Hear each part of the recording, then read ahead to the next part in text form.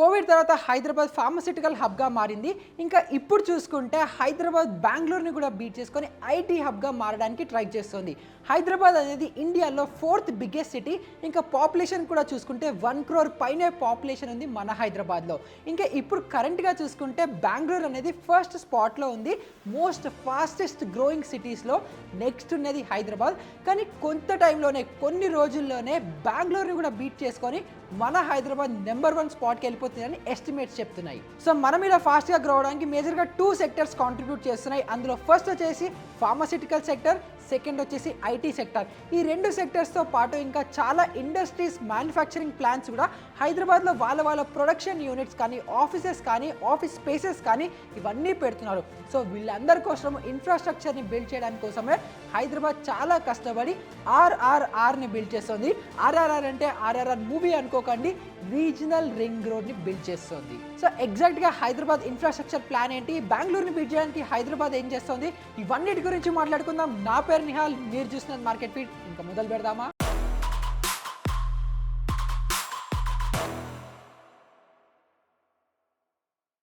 హైదరాబాద్ని vaccine capital of India అంటారు, ఇంకా drug capital of the world అని పిలుస్తూ ఉంటారు.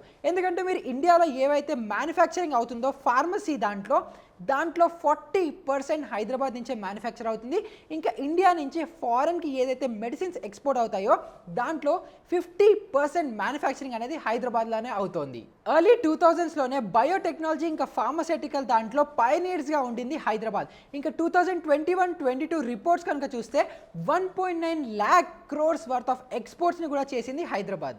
ఇంకా అదే 2022లో ఐటీ ఎక్స్పోర్ట్స్ కనుక కూడా చూస్తే 1.9 lakh కంటే కొంచెం తక్కువ 1.83 lakh crores of IT worth of exports కూడా చేసింది హైదరాబాద్. సో ఫార్మస్యూటికల్తో పాటే ఐటీ కూడా చాలా ఈక్వల్గా గ్రో అవుతోంది హైదరాబాద్లో. ఇంకా అప్పటి సీఎం చంద్రబాబు నాయుడు గారు $350 million ఖర్చు పెట్టి హైటెక్ సిటీని కట్టారు. ఇంకా హైటెక్ సిటీలో మేజర్ అట్రాక్షన్ ఫస్ట్ బిల్డింగ్ అని మనం చెప్పుకోవచ్చు, అది సైబర్ టవర్స్, మన అందరికీ తెలిసిందే. ఇంకా హైటెక్ సిటీలో సైబర్ టవర్స్ వచ్చిన తర్వాత మిగతా చాలా IT companies like Google, Facebook, Amazon, Microsoft కూడా వాళ్ళ ఆఫీసెస్ని హైదరాబాద్లో బిల్డ్ చేశారు. ఇన్ఫ్యాక్ట్ అమెజాన్ వాళ్ళ బిగ్గెస్ట్ ఆఫీస్ కూడా హైదరాబాద్లోనే ఉంది. ఇంకా మైక్రోసాఫ్ట్ వాళ్ళ హెడ్ ఆఫీస్ తర్వాత వరల్డ్ 2nd బిగ్గెస్ట్ బిల్డింగ్ కూడా హైదరాబాద్లోనే సిచ్యువేట్ అయింది. ఇంకా కేటీఆర్ బిల్డ్ చేస్తున్న టీ హబ్ గురించి మనం స్పెషల్గా చెప్పుకోకర్లేదు. ఫస్ట్ టీ హబ్ వచ్చింది, ఇప్పుడు టీ హబ్ 2.0 కూడా వచ్చింది. World's biggest incubator.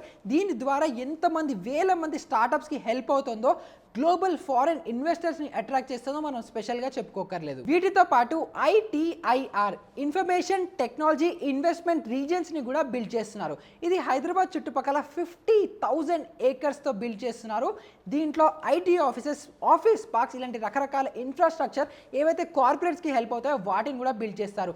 ఇంకా దీన్ని SEZ, స్పెషల్ ఎకనామిక్ జోన్స్గా గుర్తిస్తున్నారు. ఈ స్పెషల్ ఎకనామిక్ జోన్స్ మోటివ్ ఏంటంటే ట్యాక్స్ హాలిడేస్, చీప్ ఆఫీస్ స్పేసెస్ని ప్రొవైడ్ చేసి 3 lakh crore వర్త్ ఆఫ్ ఇన్వెస్ట్మెంట్స్ని, కంపెనీస్ని అట్రాక్ట్ చేసి 15 lakh కంటే ఎక్కువ జాబ్ ఆపర్చునిటీస్ని బిల్డ్ చేయాలి, వాళ్ళని కల్పించాలి అని వీళ్ళ ఆబ్జెక్టివ్.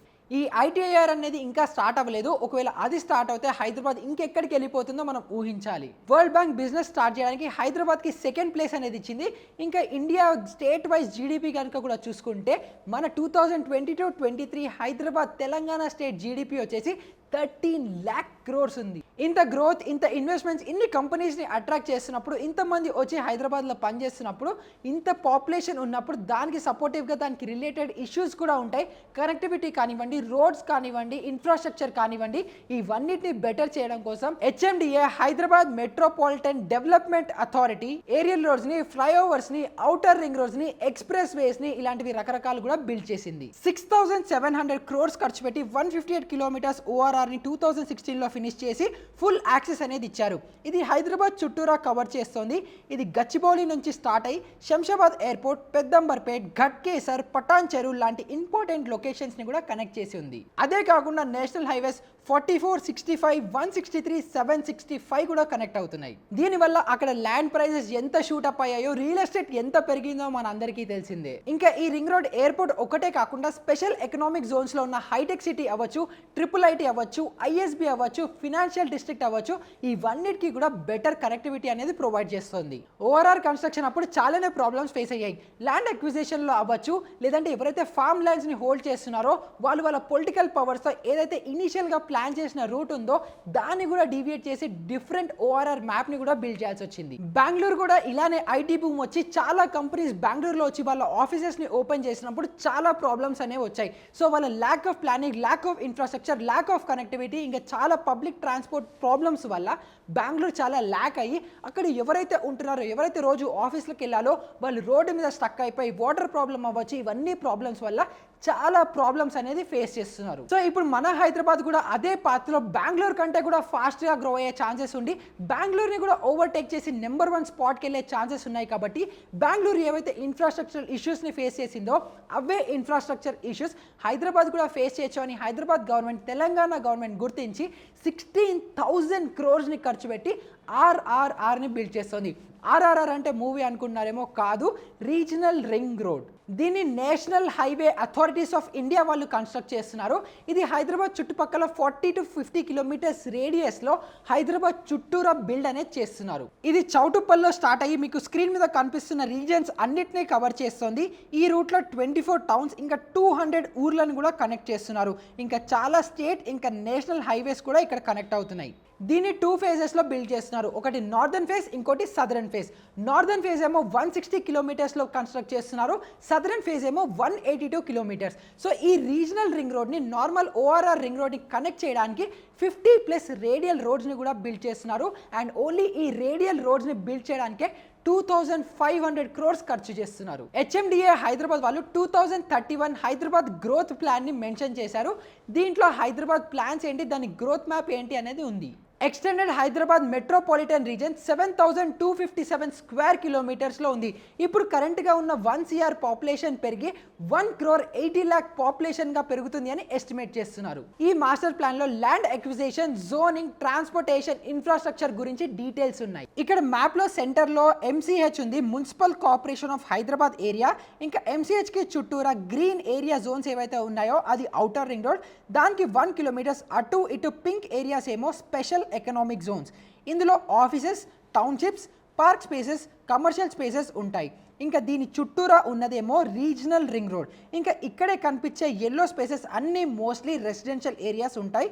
ఇంకా పర్పుల్ ఏరియాస్ మీరు ఏవైతే చూస్తున్నారో అవి మ్యానుఫ్యాక్చరింగ్ జోన్స్, అంటే ఇండస్ట్రీస్, మ్యానుఫ్యాక్చరింగ్ ప్లాంట్స్, వాటికి సంబంధించిన బిల్డింగ్స్ అనేవి ఇందులో ఉంటాయి. దీంతో పాటు మెట్రో లైన్స్ ఇంకా స్ట్రాంగ్ చేస్తున్నారని తెలుస్తోంది. హైదరాబాద్ ఫాస్ట్గా గ్రో అవుతుంది, దాంతోపాటే ఇన్ఫ్రాస్ట్రక్చర్ని కూడా అప్డేట్ చేస్తున్నారు. ముందర ఓఆర్ఆర్ని బిల్డ్ చేశారు, ఇప్పుడు రీజనల్ రింగ్ రోడ్ని బిల్డ్ చేస్తున్నారు. దాంతోపాటే టౌన్షిప్స్ వస్తున్నాయి, కార్పొరేట్ ఆఫీసెస్ వస్తున్నాయి. యాపిల్, మైక్రోసాఫ్ట్, గూగుల్, అమెజాన్ ఇలాంటి పెద్ద పెద్ద కంపెనీస్ వాళ్ళ ఆఫీసెస్ని బిల్డ్ చేస్తున్నారు. ఇంకా ఫుల్ ఫ్లెజ్డ్గా హైదరాబాద్ మొత్తం బిల్డ్ అవుతే ఇంకా ఎక్కడికి వెళ్ళిపోతుందో మనం చూడాలి. హైదరాబాద్ ఇంత ప్లాన్తో ఇన్ఫ్రాస్ట్రక్చర్ని బిల్డ్ చేస్తున్నప్పటికీ చాలా ఏరియాస్లో ఇంకా ఇన్ఫ్రాస్ట్రక్చర్ పాయింట్లో ల్యాక్ అవుతుంది. కొన్ని ఏరియాస్లో సరైన రోడ్స్ లేవు, ఇంకొన్ని ఏరియాస్లో వాటర్ ప్రాబ్లం చాలా ఎక్కువ ఉంది. ఇంకా మనందరికీ తెలిసిందే అమీర్పేట్ కానివ్వండి, ఇలాంటి ఏరియాస్లో ఎంత ట్రాఫిక్ ఉంటుంది అని. సో బెంగళూరు కానివ్వండి, కోల్కతా కానివ్వండి, ముంబై కానివ్వండి, ఢిల్లీ కానివ్వండి, ఇలాంటి మేజర్ మెట్రో సిటీస్లో ఏవైతే ఇన్ఫ్రాస్ట్రక్చర్ ప్రాబ్లమ్స్ ఉన్నాయో అవన్నీ హైదరాబాద్ ఇప్పుడు చూస్తోంది. కాబట్టి హైదరాబాద్ వాటి నుంచి నేర్చుకొని వాటి దగ్గర అయిన ప్రాబ్లమ్స్ రాకుండా ఇంకా బెటర్ ఇన్ఫ్రాస్ట్రక్చర్తో వస్తుందా, లేకపోతే ఇంత చేసినప్పటికీ ప్రాబ్లమ్స్ అలానే ఉంటాయా? మీరేమనుకుంటున్నారు? లేకపోతే మీరుండే ఏరియాలో ఇన్ఫ్రాస్ట్రక్చర్ ఎలా ఉంది, హైదరాబాద్ ఎలా డెవలప్ అయింది అనుకుంటున్నారు, ఎలా డెవలప్ అవుతుంది అనుకుంటున్నారో మాకు కింద కమెంట్స్లో చెప్పండి. ఇంకొక ఇలాంటి ఇన్ఫర్మేటివ్ వీడియోతో మళ్ళీ మీ ముందరకు వస్తాను. అప్పటి వరకు గుడ్ బై.